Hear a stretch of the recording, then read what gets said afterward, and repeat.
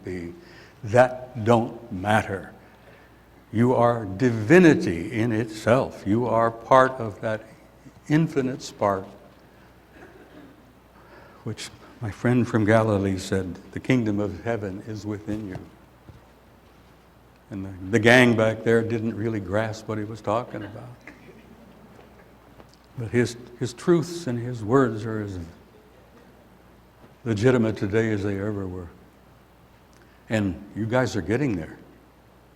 You're beginning to pay attention. You're beginning to wake up. Now, as I said, my pissed off list goes down, you know. We had NASA, the politicians, the theologians, and then there's the American mass of people, the public. What is it they used to call the great unwashed? You know, Joe Sixpack.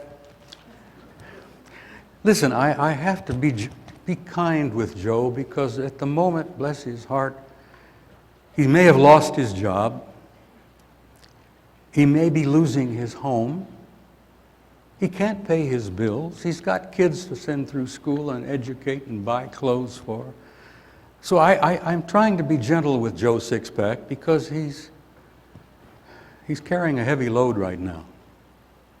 I mean, there are tens of thousands of them out there, all over the country. There may be some of them in the audience here tonight, and you probably know a few of them, and they're damn fine people. So I'm not trying to fault them too much, the fact that they're not paying attention. I get a little ticked off of, NASCAR, basketball, football, tennis, golf. My God, these fixations with these little balls, you know?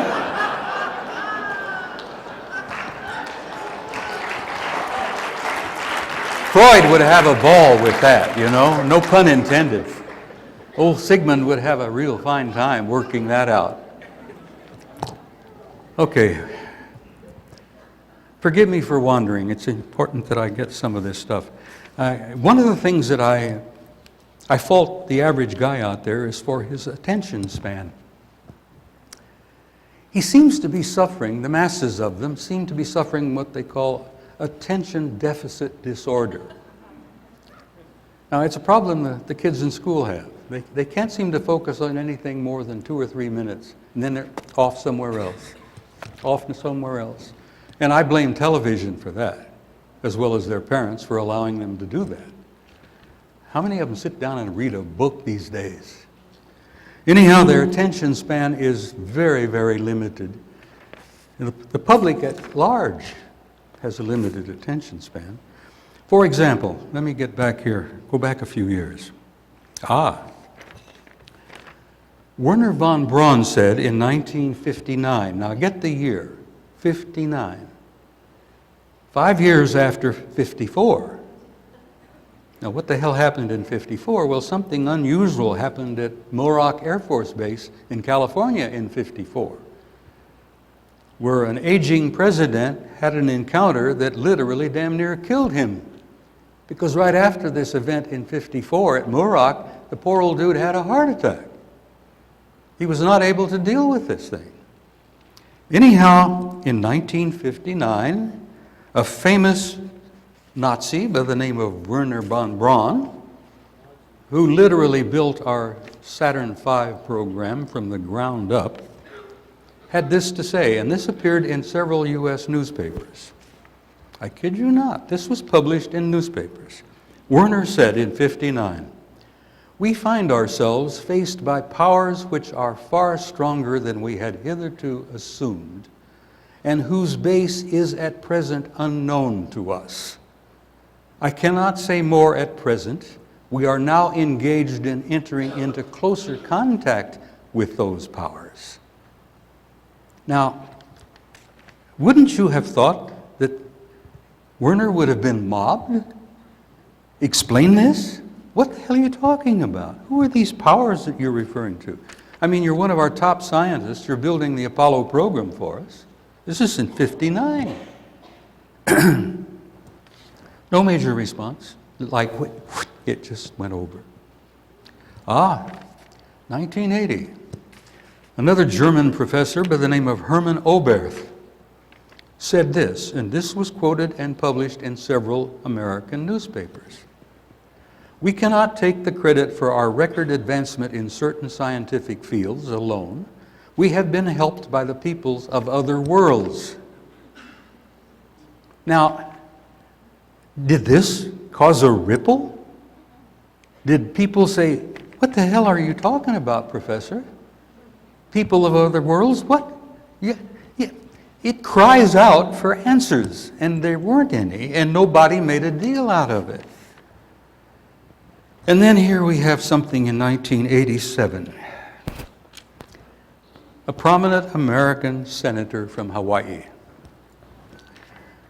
Daniel K. Inouye, United States Senator from Hawaii. He said this in a committee, and it's in the congressional record. "There exists a shadowy government with its own Air Force, its own Navy, and its own fundraising mechanism, and the ability to pursue its own ideas of the national interest, free from all checks and balances and free from the law itself." And this is in the congressional record. And did that cause a response? Did people mob the senator and say, "Senator, what the hell are you talking about? This is dynamite"? Attention deficit disorder. Allen Hynek said before he died, a series of events occurred in New York along the Hudson River some years ago, called the Hudson River events, where gigantic triangular and boomerang-shaped objects a mile and a half along across hovered over the Hudson River, moved slowly up and down the Taconic Freeway there, hundreds of people going up and down, guys pulling off the road, looking up and seeing this damn thing. It was gigantic. It hovered over the Indian Point nuclear reactor for an hour. All the alarms went off.